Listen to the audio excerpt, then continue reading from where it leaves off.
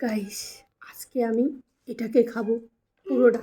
খেতে পারবো কি না দেখি।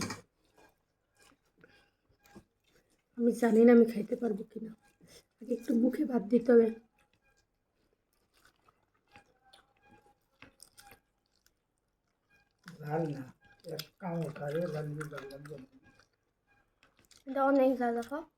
অনেক মজা, হ্যাঁ খুব মজা। আমি একা খাচ্ছি না, লগে ওরাও খাচ্ছে। দেখেন লামিয়ার পালা। লামিয়া মানে মাম্মাম কদ্দুর নিচে, এখন আবার মজা খা, সেই টেস্ট। মজা। সেই সত্যি সত্যি। এইবার দেখা যাবে। এই